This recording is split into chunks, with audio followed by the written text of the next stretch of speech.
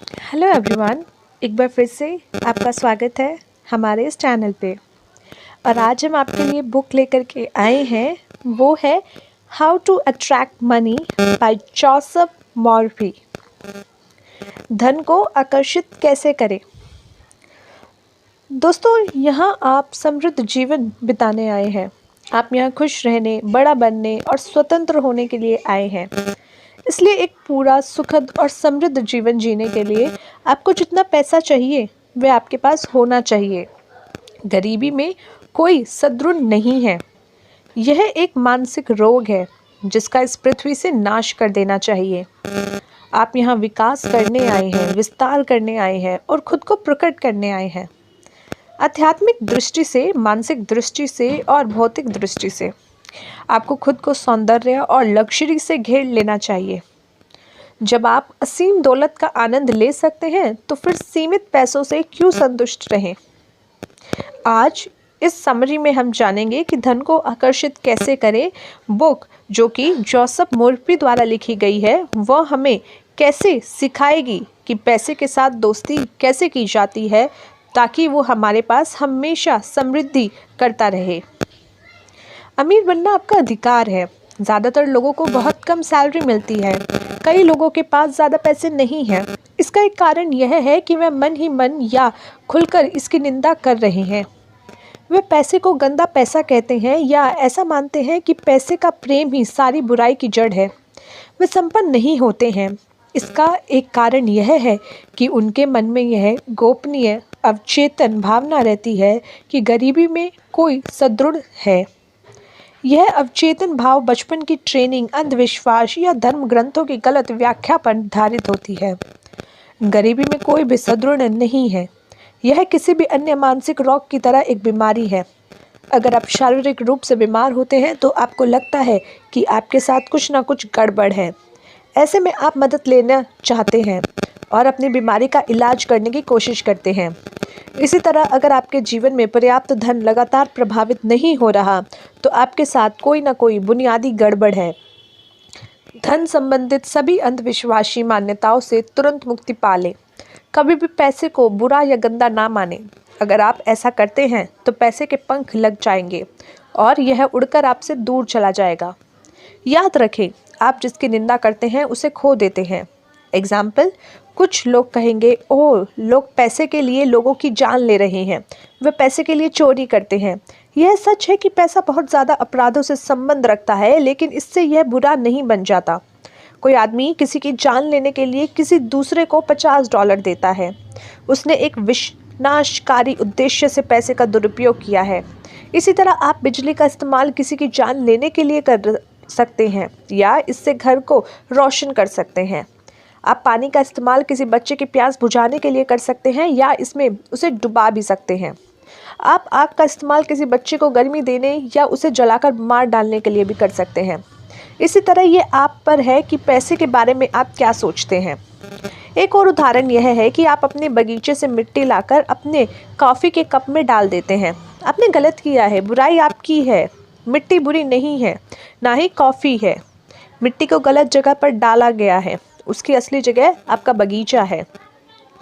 ईश्वर नहीं चाहता कि आप किसी झोपड़ी में रहें या भूखे रहें। ईश्वर चाहता है कि आप खुश, समृद्ध और सफल हों। ईश्वर अपने सभी कामों में हमेशा सफल रहता है, चाहे वह तारा बनाना हो या कायनात। पैसे का प्रेम अगर बाकी सारी चीज़ों से प्रबल होगा तो आप एक तरफा और असंतुलित हो जाएंगे। आप संसार में अपनी शक्तियाँ या सत्ता की समझदारी से इस्तेमाल करने आए हैं। कुछ लोग शक्ति की चाह रखते हैं, बाकी पैसे की। अगर आपका दिल पैसे पर लट्टू हो जाता है और आप कहते हैं, बस मैं तो इसी को चाहता हूँ, मैं अपना सारा ध्यान पैसे को इकट्ठा करने पर केंद्रित करने जा रहा हूँ, दूसरी कोई चीज़ मायने नहीं रखती, तो आप पैसा कमा सकते हैं और दौलत इकट्ठी कर सकते हैं। लेकिन आप भूल रहे हैं कि आप यहाँ पर एक संतुलित जीवन जीने आए हैं। इंसान सिर्फ रोटी से ही नहीं जीता है।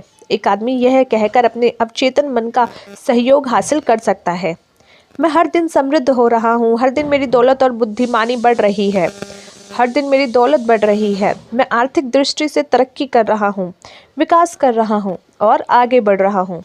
इन कथनों से मन में कोई संघर्ष उत्पन्न नहीं होगा और आप धन को आकर्षित करोगे। मिसाल के तौर पे अगर किसी सेल्समैन की जेब में सिर्फ 10 सेट है तो वह आसानी से ये स्वीकार कर सकता है कि कल उसके पास ज़्यादा पैसे हो सकते हैं। अगर उसने कल एक जोड़ी जूते बेचे थे तो उसके भीतर ऐसा कुछ नहीं है जो कहे कि उसकी बिक्री नहीं बढ़ सकती। वह इस प्रकार के कथनों का इस्तेमाल कर सकता है, मेरी बिक्री हर दिन बढ़ रही है, मैं तरक्की कर रहा हूँ और आगे बढ़ रहा हूँ। वह पाएगा कि यह मनोवैज्ञानिक रूप से ठोस है। इसका मन इस कथनों को सच मान लेगा और उसे मनचाहा फल देगा। लक्ष्य का होना भी ज़रूरी है। अमीर बनने की राह में लक्ष्य का होना भी ज़रूरी है। बिना लक्ष्य के हम कुछ भी नहीं पा सकते, क्योंकि जब हमें पता ही नहीं कहाँ जाना है तो आप कहीं भी नहीं पहुँचेंगे। लक्ष्य का स्वीकार करने से लक्ष्य की प्राप्ति के साधन अपने आप आ जाते हैं। यकीन करें कि मनचाही चीज़ इसी समय आपके पास है और आप इसे पा लेंगे। लक्ष्य के बारे में डिटेल्स में आप आगे और भी किताबों में पढ़ेंगे। दूसरों के प्रति कटु और ईर्ष्यालु ना हो। आपने लोगों को यह कहते सुना होगा, इस आदमी का गोरख धंधा है, वह एक ठग है, वह बेईमानी से पैसे कमा रहा है, वह धोखेबाज है। मैं उसे तब जानता था जब उसके पास कुछ नहीं था, वह कुटिल था, चोर है और दगाबाज है। अगर आप यह बोलने वाले आदमी का विश्लेषण करते हैं तो आप पाते हैं कि वह आमतौर पर अभाव में है या किसी आर्थिक अथवा शारीरिक बीमारी का शिकार है। शायद कॉलेज के उसके पुराने मित्र सफलता की सीढ़ी पर ऊपर पहुंच गए हैं और उससे ज़्यादा अच्छी स्थिति में पहुंच गए हैं। उनकी प्रगति देखकर वह कटु और ईर्ष्यालु हो गया है। कई मामलों में यही उसके पतन का कारण होता है। इन सहपाठियों के बारे में नकारात्मक तरीके से सोचना और उनकी दौलत की निंदा करने का नतीजा यह होता है कि जिस दौलत और समृद्धि के लिए वह प्रार्थना कर रहा है वह गायब हो जाती हैं और दूर चली जाती हैं।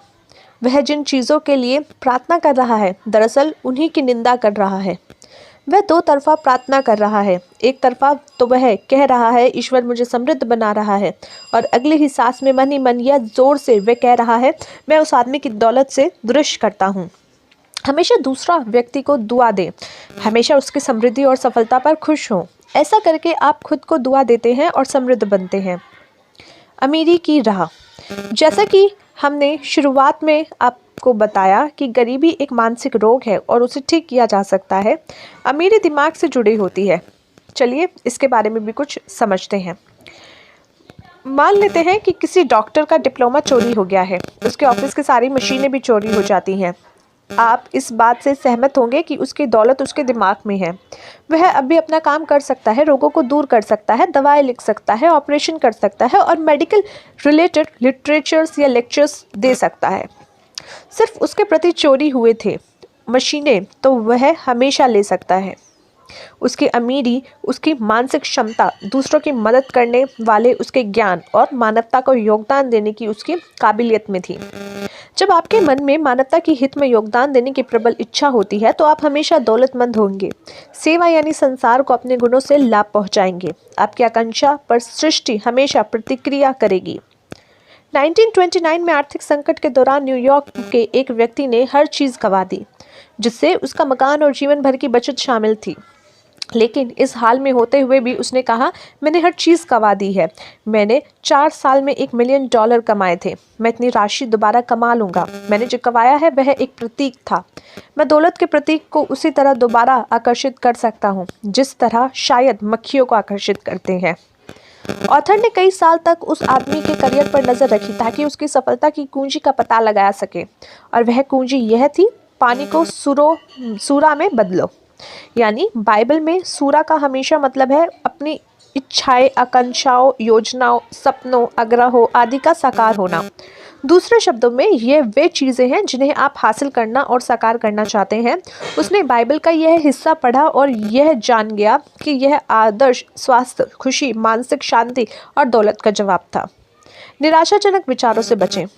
जब आप किसी चीज़ को हासिल करना चाहते हैं, जैसे नौकरी खोजना, पैसे पाना और अपनी समस्या से बाहर निकलने का तरीका खोजना, तो आपके मन में इस तरह के विचार आते हैं, जैसे कोई उम्मीद नहीं है, सब कुछ चला गया है, मैं इसे हासिल नहीं कर सकता, यह स्थिति निराशाजनक है, मन ऐसे काम नहीं करता, मन में नियम इस तरह काम करते हैं जैसे मैं अंदर से सोचता और महसूस करता हूँ, वैसे ही मेरा बाहरी जगत है, यानी मेरा शरीर, आर्थिक स्थिति, परिवेश, सामाजिक स्थिति और संसार तथा मनुष्य के साथ मेरी बाहरी संबंध के सारे रूप। आपकी आंतरिक मानसिक गतिविधियों और चित्र आपकी बाहर के जीवन में बाहरी धरातल को शासित करती है, कंट्रोल करती है और दिशा देती है। प्रार्थना करें और कृतज्ञ हो। आप अमीरी हासिल कर सकते हैं जब आप इस तथ्य को जान लेते हैं कि प्रार्थना विवाह का उत्सव है। यह उत्सव मनोवैज्ञानिक है। आप अपनी अच्छाई या अच्छी इच्छा पर मानसिक रूप से मनन करते हैं, मानसिक रूप से खाते हैं, जब तक कि आप इसके साथ एक नहीं हो जाते। ऑथर दिन में बार बार यह कहने की सलाह देते हैं, ईश्वर मेरी आपूर्ति का स्रोत है और मेरी सारी आवश्यकताएं हर पल हर जगह पूर्ति हो रही है और मेरी सारी आर्थिक और अन्य ज़रूरतें समय के हर पल और हर जगह पूरी हो रही है। हमेशा दैवी समृद्धि है। इस सरल कथन को बार बार अक्सर जानते बूझते हुए और समझदारी से दोहराए जाने पर आपके मन में समृद्धि की चेतनाएं भर जाएंगी। इस संसार में पशुओं के जीवन के बारे में सोचें और अंतरिक्ष की सारी आकांक्षाओं के बारे में सोचें जिनकी परवाह एक असीम प्रज्ञा कर रही है। गौर करें कि प्रकृति कितनी उदार, प्राचुर और अतिशय है।